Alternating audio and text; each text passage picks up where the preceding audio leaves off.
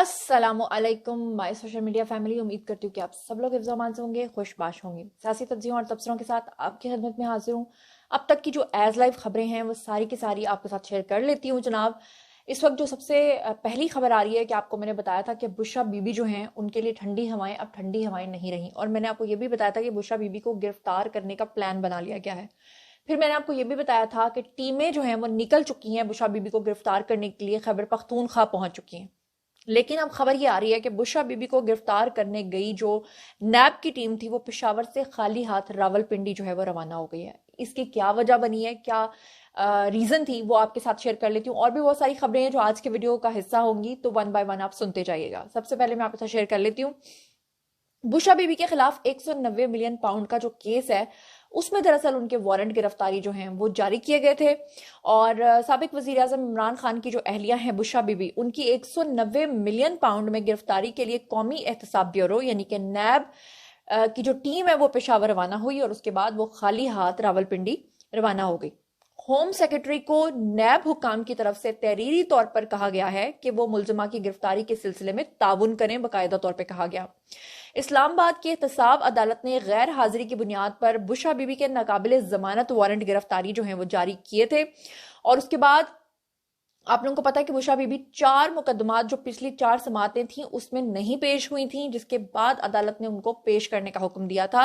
और इस मुकदमे में तमाम गवाहान के जो बयानात हैं वो कलम बंद भी किए जा चुके हैं। मुलजमान जो है वो इमरान खान और बुशरा बीबी ने ज़ाब्ता फौजदारी की दफा 342 के तहत अपना बयान जो है वो कलम बंद करवाना था, लेकिन नहीं करवाया।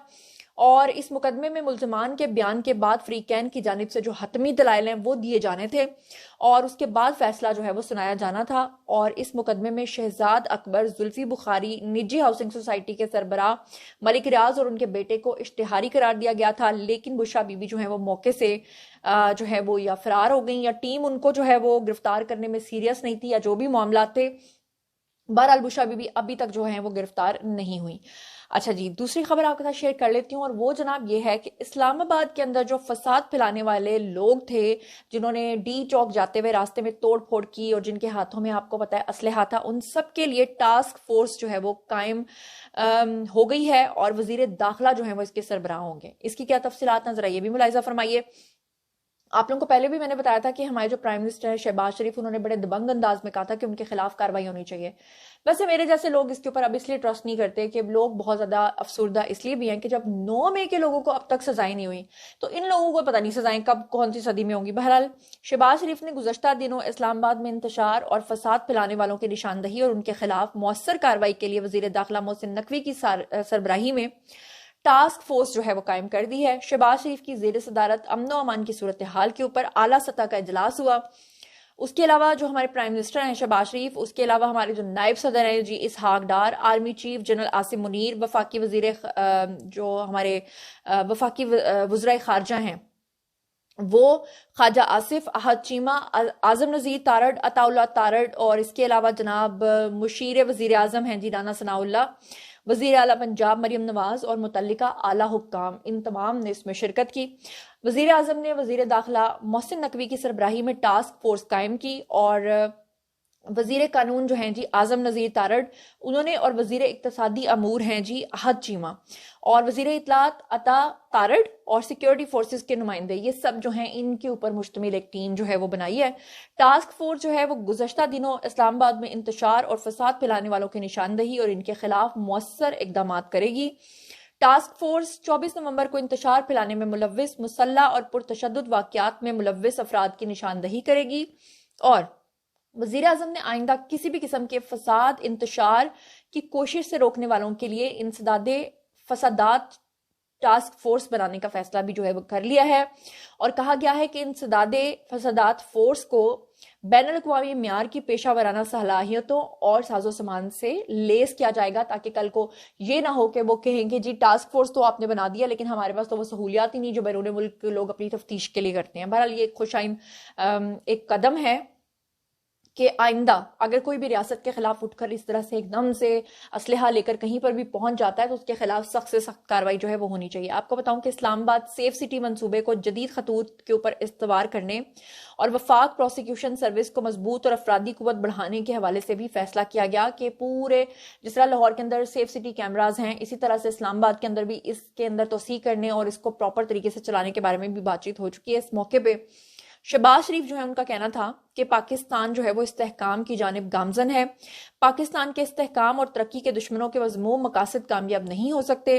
انہوں نے کہا کہ خیبر پختونخوا بہادر غیور عوام کا صوبہ ہے. مٹھی بھر انتشاری امن اور غیور پشتونوں کی پرامن پشتون اور ان کی نمائندگی نہیں کرتے. 24 نومبر کی لشکر کشی کو خیبر پختونخوا سمیت تمام پاکستانیوں نے مسترد کیا ہے.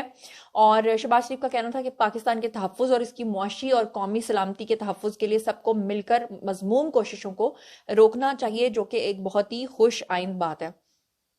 اس کے علاوہ جناب آپ کے ساتھ ایک اور خبر جو ہے وہ شیئر کر لیتی ہوں، اور وہ خبر یہ ہے کہ مشال یوسف زئی جو ہیں، آپ کو پتا ہے کہ وہ علی مین گنڈا پور اور بشرا بی بی کے درمیان جو ہیں وہ ایک مڈل پرسن تھیں، اور اس کے علاوہ بشرا بی بی جب جیل میں تھیں تو ان کی سہولت کار بھی تھیں اور ان کی سپوکس پرسن بھی تھیں.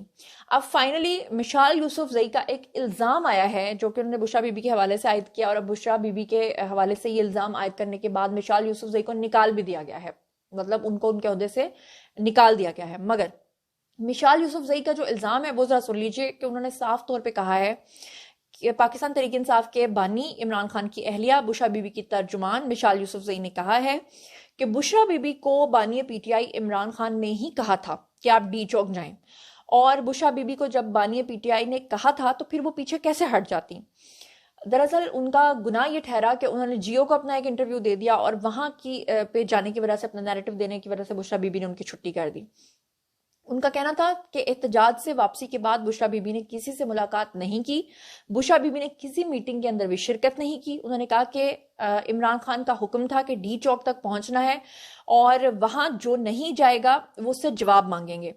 ان کا کہنا تھا کہ بشرا بی بی سے میں نے دھرنے کے دوران بھگدڑ میں ان سے کٹ آف ہو گئی تھی، اور 2 دن بعد میری ان سے ملاقات ہوئی، اور قافلے میں بشرا بی بی کی گاڑی میں سگنل نہیں آ رہے تھے، اور جب گاڑی میں وہ جاتی تھیں تو اس کے بعد جو ہیں وہ سگنل آئے. اور اس کے بعد مشال یوسف زئی نے دعویٰ کیا کہ بشرا بی بی واپس نہیں جانا چاہتی تھی، یعنی ڈی چوک سے.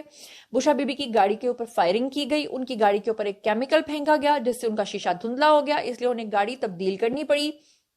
میں بھی بشرا بی بی سے اس دوران الگ ہو گئی، اور انہوں نے کہا کہ بشرا بی بی نے پی ٹی آئی کے رہنماؤں پر دھوکہ دینے کا الزام لگایا ہے، اور کہا ہے کہ بشرا بی بی سے یہ کہا گیا تھا کہ گاڑی بدل کر آپ کو واپس کارکنان کے پاس ڈی چوک جا کر وہاں پر آپ کو چھوڑا جائے گا، لیکن ان کو وہاں سے مانسہلہ لے جایا گیا. انہوں نے کہا کہ بشرا بی بی کے ساتھ میں سنگجانی کے مقام پر تھی جب ہمیں پتا چلا کہ پی ٹی آئی نے سنگجانی کے مقام پر رکنے کا کہا ہے.